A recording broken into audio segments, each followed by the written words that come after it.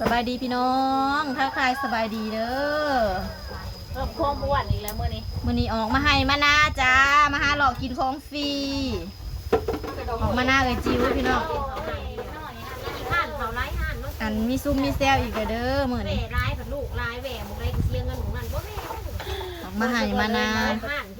ไอจิ๋วอันไอจิ๋วเฮ็ดขนมโคกสู่กินอีกแล้วพี่น้องเจ้าเก่าเจ้าเดิมอยู่เที่ยงไห่เที่ยงนาเด้อพี่น้องมื้อนี้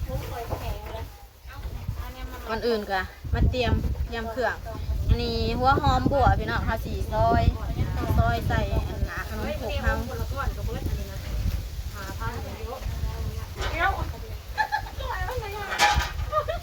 ไม่อยากก้อนยาวโคตรโลดอยู่จะอ่อนเลยค่ะเนาะจะอ่อนนำก่อนยาวก้อนใหม่ยาวได้ยาวดี ถ้ากันจะอ่อนทอนนำก่อนก้อนยาวเจ้าของนานั่งลงหน่อยค่ะพี่น้องซื้อที่ช่องประเดกแค่นั้นใส่ขนมโคกใหม่เลยเอามาเบิ่งหนาดูคือเซ็กซี่แถะผู้พี่น่ะนั่งลงดูโอ้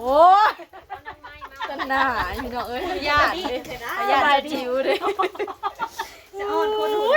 ก่อนอื่นก็เอาแอลให้เบิ่งก่อนพี่น้องเอ้ยแอลดีขนาดเจ้าจิ๋วเนาะเอาทองยางนี่เอาไว้ใช้โอเคค่ะแต่ก็มีหมักอื้อน้ำพี่น้องฟักทองก็สิหั่นน้อยใส่หัวเคียงเขาดาวเคียงเขาต่างงานไม่เป็นไรฝากน้ำไทย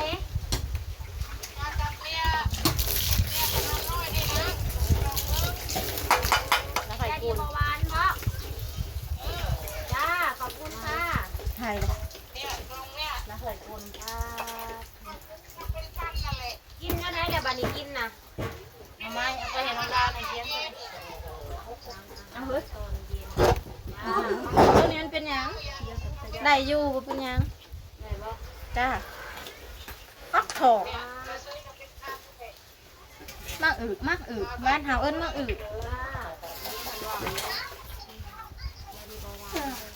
บ่วงอยู่ใช่ปะแค่ดีกระเพาะบ่มีอีกบ่ ส่งบ่วงมาให้หนูหน่อยค่ะจะเจ็บกระเพาะไปไม้เอาบ่วงให้หนูหน่อยกินยังกับพิษกระเพาะเพิ่นนะให้ขอถือยากระติกระเพาะมาแจกมาหาเลยมาจิ้วเอาบ่วงยังหน้าเซาจิ้วบ่วงเขาสิมาควรในมะอื้อบ่วงยังก็ได้เอาไว้เกินในค่ะมันแก่แล้วนะแก่อยู่ค่ะจะอ่อนอยู่เฮ้ยอ่อนบ่จิ้มบ่แล้วไว้บ่ให้มันสิเป็นบ่มองนี้ก็ค่อยจะไล่ได้อันขี้สีอันนี้นะห้าบ่ได้เหยียบมันนั่นดอกห้าหนังตัวนี้สิเนาะเอ้ยนั่นแหละมันเฮาบ่ทันมีเงินเฮ็ดเทื่อนเฮ็ดซ่านเทื่อหน้าก็สิได้มีเงินมีซ่านก็สิเอิ้นน้องนึงมาซุ่มบาดนี่เนาะพี่น้องสิมาบ่ทุกคนสิมามาเลยดิบ่ไปแล้วก็จับเ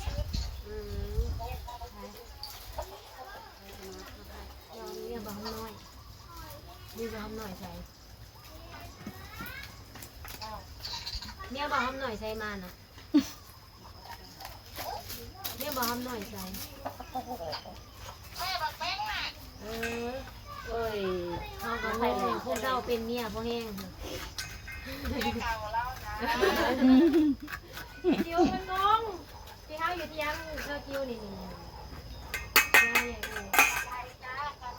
กำลังจะทำขนมโค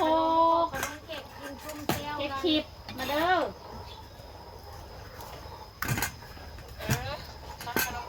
จ้านี่ทุกคนที่มาจ้าเพราะว่านี่ก็ไปหาหมอว่าเป็นหมื่นเพราะว่านี่นะเดี๋ยวเคี้ยวผักมือเฮาว่าเสียงยังสะดอกมันนี้คนเงาเอ้ยเป็นตัวคือเล่นทางในเดินได้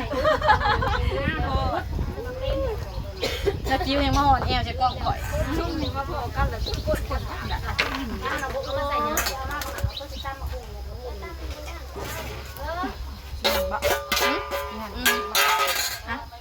บอกกราบให้เนี่ยบางผักหอมนะนี่นะขาเท่านี้แหละ ขา ขาอีกนะ เด้ของขาเอาของเอื่อยจังหน่อย ตัวอย่างไรตัวนั้นน้ำหนักร้ายนะมันน่ะ หยุบอยู่มารถ เด้น้ำเฮานี่ค่ะเฮามันสิดูลงเลยจน วันนี้นี่พวกไทยเลือดซานชอบคิ้วพาระบึก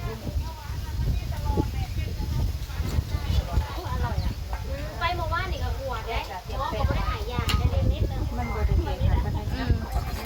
มันเขียวอยู่ มากระสิบปอกกะอับแล้วก็หั่นน้อยๆจ้ะ ของใหญ่ เอาแบบนั้นเลือกแสดงแฟนมากน้องดาวของใหญ่ FC ว่ะว้าวเสาเทนกับเสาถาว้าวตันงา ของใหญ่ ไปลงมาเดี๋ยวนี้ ดีใจเลยจ้ะเอ้ย ลงมามันสูงโพด ถ่ายคลิปบ่ ล ได้ งมา สบายดีเด้อจ้า ของใหญ่ สบายดีส่งเอ้ยไม้ส่งน้องไม้